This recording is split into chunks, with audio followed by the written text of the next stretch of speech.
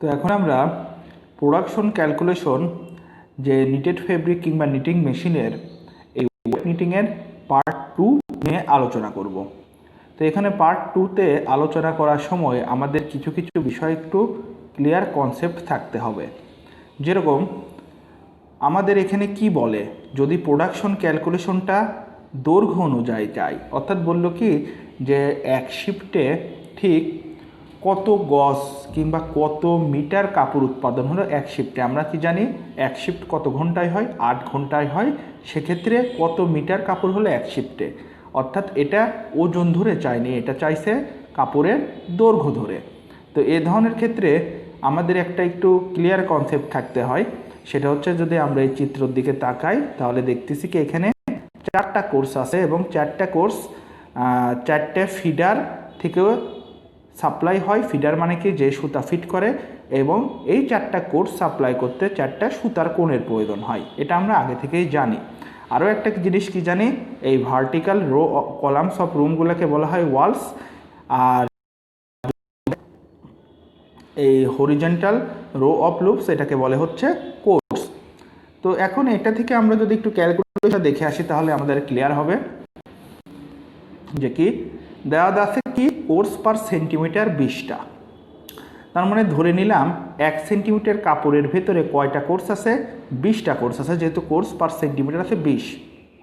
তার মানে এইরকম যদি আমরা একটা সেন্টিমিটার হিসাব নেই, এর ভেতরে কয়টা, এখানে যেরকম 4টা কোর্স দেখতেছি, ওই জায়গায় 1 সেন্টিমিটারের ভেতরে থাকবে কতগুলা কোর্স, 20টা কোর্স। এরকম 1 সেন্টিমিটার কোনো কাপড়ের ভেতরে থাকবে কত, 20টা কোর্স থাকবে। আর কি দেওয়া আছে ডাটা হিসাবে, মেশিনের ডায়া হচ্ছে 30 ইঞ্চি, তার মানে মেশিনের ডায়ামিটারটা কত, ব্যাস কত, 30 inch. Machine gauge number of needle প্রতি ইঞ্চিতে 22টা, number of feeder 108, machine RPM 36, অর্থাৎ প্রতি মিনিটে 36 বার মেশিনটা ঘুরবে। টাইম হচ্ছে 8 ঘন্টা, এফিসিয়েন্সি কত, 87%, আর প্রোডাকশনটা আমাদের লেন্থে বের করতে বলেছে। তাহলে এখানে আমাদের সিঙ্গেল জার্সি প্রোডাকশনের ক্ষেত্রে আমরা যদি দেখি প্রোডাকশনের সূত্রটা কি হবে, কোর্স পার মিনিট, অর্থাৎ প্রতি মিনিটে কতগুলা কোর্স উৎপন্ন হচ্ছে, ভাগ number of feeder per course, অর্থাৎ একটা কোর্স উৎপাদন করতে কতগুলা ফিডার প্রয়োজন, আর কোর্স পার সেন্টিমিটার, এই টোটালটার সাথে গুণ হিসাবে কে থাকবে, এফিসিয়েন্সি। তো এখন যদি আমরা হিসাব করি সিঙ্গেল জার্সি মেশিনে number of feeder per course কয়টা, অর্থাৎ একটা কোর্স তৈরি করতে কয়টা ফিডার লাগে। আমরা দেখতেছি কি এটা সিঙ্গেল জার্সি ফেব্রিক এবং এই একটা কোর্স তৈরি করতে একটা সুতার কোণ লাগতেছে এবং সেটা কি একটা স্থান থেকেই সাপ্লাই হচ্ছে। তার মানে সিঙ্গেল জার্সি ফেব্রিকে একটা কোর্স তৈরি একটা ফিডারই লাগবে, এবং সেটা যদি ডাবল জার্সি রিপ ফেব্রিকে হয় একটা কোর্স তৈরি করতে একটা ফিডারই লাগবে, যেহেতু রিপ ফেব্রিকে কি হয় এই স্থানে থাকে ফেস লুপ, ফেব্রিকের ফেস সাইডে থাকে আবার ফেস লুপ আবার ব্যাক লুপ, এবং এরা সাধারণত একটা সুতার কোণ থেকেই সাপ্লাই হয়, অর্থাৎ একটা ফিডার থেকেই সাপ্লাই হয়। সেজন্য সিঙ্গেল জার্সি এবং ডাবল জার্সি রিপ মেশিনের number of feeder per course হবে কত, 1 কোর্স পার সেন্টিমিটার, আমাদের ডাটা হিসাবে দেওয়াই আছে। এখন প্রশ্ন হচ্ছে কোর্স পার মিনিট, অর্থাৎ প্রতি মিনিটে কতগুলো কোর্স উৎপাদন হবে। এটার সূত্র হচ্ছে নাম্বার অফ ফিডার এবং মেশিন আরপিএম, এই দুটার হচ্ছে গুণফল। আমরা প্রিভিয়াস টিউটোরিয়ালে এটার সূত্রগুলো দেখাইছি যে নাম্বার অফ ফিডার আর মেশিন আরপিএম যদি গুণ দেয় তাহলে কি প্রতি মিনিটে কয়টা কোর্স হবে সেটা উৎপাদন সম্ভব। তো যাই হোক, এবার আমরা একটু গণিতে চলে আসি। তো প্রথমে কি 108 গুণন 36, 108 কি আমরা কি দেখছি নাম্বার অফ ফিডার দেওয়া আছে কত, 108, 36টাকে মেশিন আরপিএম, এই যে মেশিন আরপিএম কত, 36। আচ্ছা, তারপরে কি গুণন ইফিসিয়েন্সি, এই যে ইফিসিয়েন্সি কত, 87%, তো বসানো হলো 80, আর পার্সেন্টেজের জন্য নিচে একটা 100 দিয়ে ভাগ দেওয়া হলো। এখন number of feeder per course, আমরা জানি সিঙ্গেল জার্সিতে প্রতি ফিডারে একটা কোর্স উৎপন্ন করতে কয়টা ফিডার লাগে, একটা, সেজন্য নিচে দিলাম 1, আর কোর্স পার সেন্টিমিটার কত আছে, কোর্স পার সেন্টিমিটার দেওয়া আছে 20, এতে বসানো হলো 20। তাহলে যদি আমরা ক্যালকুলেশন করে আমরা যেটা পাবো প্রতি মিনিটে কত সেন্টিমিটার কাপড় উৎপাদন করতে হচ্ছে। তো এখন যদি এখানে আমরা প্রতি শিফট দেই তাহলে এই মিনিটটাকে কি করতে হবে, ঘন্টা বানাতে হবে, সেজন্য উপরে 60 দিয়ে একটা গুণ হলো। আর প্রতি শিফটের জন্য এক শিফট কত ঘন্টা, 8 ঘন্টা, সেজন্য উপরে 60 গুণন 8 হলো। এখন এই সেন্টিমিটারকে যেহেতু আমাদের মিটার বানাতে হবে, আমরা কি জানি 1 মিটার সমান 100 সেন্টিমিটার, সেজন্য কি হলো এই 100 দিয়ে নিচে আবার ভাগ আমরা দিলাম। তাহলে যদি এই তাহলে পরে প্রতি শিফটে কত মিটার কাপড় উৎপাদন হলো আমরা এই ক্যালকুলেশন থেকে বের করতে পারি। এখন আমরা আর একটা উদাহরণে চলে যাব, যে উদাহরণটাতে কি দেওয়া আছে। এখানে দেওয়া আছে কি একই অঙ্কের একই ডেটা পরিমাণ দেওয়া আছে, অর্থাৎ তথ্যগুলো একই। চাইছে কি ডাবল জার্সি ইন্টারলক ফেব্রিকের ক্ষেত্রে কি ঘটে। তো ইন্টারলক ফেব্রিক নিয়ে যদি আলোচনা করি, এখানে আমরা দেখতেছি কি এটাকে বলতেছে কোর্স। কেন কোর্স? কারণ এটা হরিজেন্টাল র অফ লুপস, এই যে দুটো কি হরিজেন্টাল র অফ লুপস। কিন্তু একটু যদি খেয়াল করি এখানে কিন্তু একই স্থানের ভিতরে, অর্থাৎ ওয়ান র অফ কোর্সের ভিতরে একটা কোর্স না, দুইটা কোর্স। তার মানে আমাদের বুঝতে হবে যে সিঙ্গেল জার্সি এর ভিতরে সাধারণত দেখা যায় কি প্রস্থ বরাবর এক সেটই কোর্স থাকে, কিন্তু সেটা যদি হয় ইন্টারলক ফেব্রিক, ইন্টারলক ফেব্রিকে কি হবে যে একই প্রস্থ বরাবর একটা কোর্সের স্থানে কয়টা কোর্স থাকবে? দুইটা কোর্স থাকবে। এটা ফেব্রিকের ফেস সাইডে দেখা যাবে, এটা ফেব্রিকের ব্যাক সাইডে দেখা যাবে। অর্থাৎ একটা কোর্স না হয়ে একই লেয়ারে কয়টা কোর্স হবে? দুইটা কোর্স হবে। একটা হচ্ছে ফেস লুপ হিসাবে আর একটাকে ব্যাক লুপ হিসাবে। তার মানে বোঝা যাচ্ছে এখানে number of feeder per course হবে কয়টা? দুইটা। যেহেতু কি আমাদের একই রোর ভিতরে কয়টা কোর্স আছে? দুটো কোর্স আছে। তাহলে আমরা সূত্র অনুযায়ী কি জানি? Course per minute. Course per minute মানে কি নাম্বার অফ ফিডার গুণন মেশিন আরপিএম।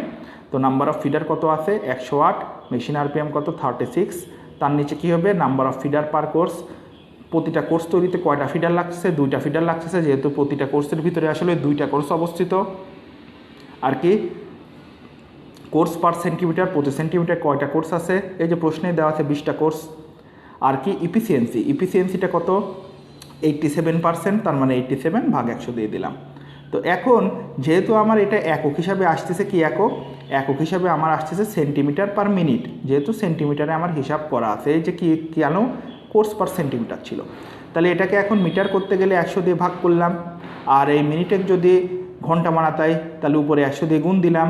আর যেহেতু 8 ঘন্টায় এক শিফট, পার শিফটে চাইছে, তার মানে এটাকে আবার 8 দিয়ে গুণ দিলাম। তাহলে ক্যালকুলেশন করলে হচ্ছে 405.90 মিটার পার শিফট, অর্থাৎ এক শিফটে 405.90 মিটার কাপড় উৎপাদন হবে। তো এবার আমরা কিছু সূত্র দেখাইছি, এই সূত্রগুলা যদি আমরা একটু মুখস্থ করি, চর্চা করি, তাহলে আমাদের প্রতি মিনিটে কত সেন্টিমিটার উৎপাদন হচ্ছে কিংবা প্রতি মিনিটে কত মিটার উৎপাদন হচ্ছে, এই কনফিউশনগুলো নিয়ে আর সমস্যা থাকবে না। তো এটা আমাদের মুখস্থ রাখতে হবে। বেসিক সূত্র একই। বেসিক সূত্রটা কি? যে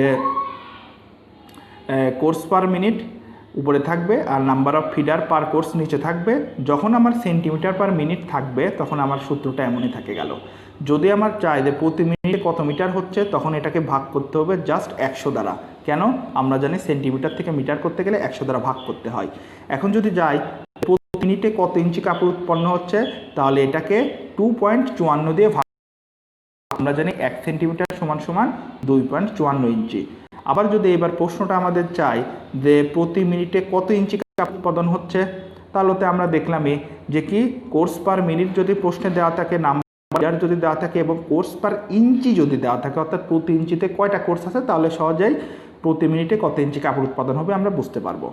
এখন যদি আমাদের এই সেম কোশ্চেন দিয়ে আবার চাই বসে যে প্রতি মিনিটে কত ইয়ার্ড, মানে 1 মিনিটে কত গজ সুতা উৎপাদন, মানে কাপড় উৎপাদন হবে, সেক্ষেত্রে আমাদের মনে রাখতে হবে এই যে ইঞ্চি আছে, ইঞ্চি কনভার্ট করতে গেলে কি করতে হবে?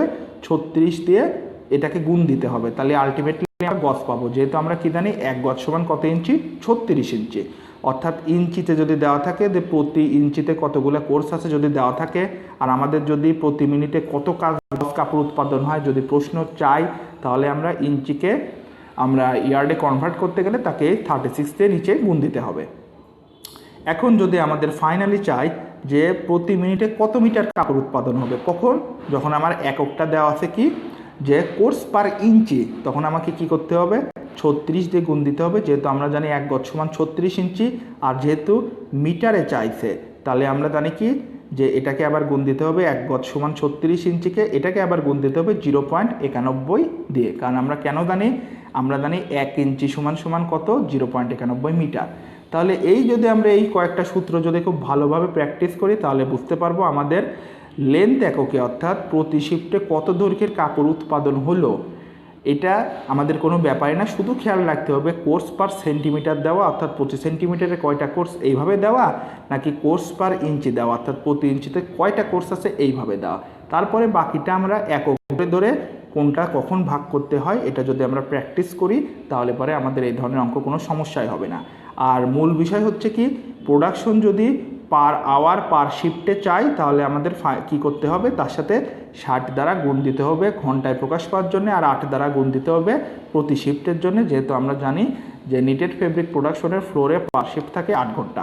ধন্যবাদ সবাইকে।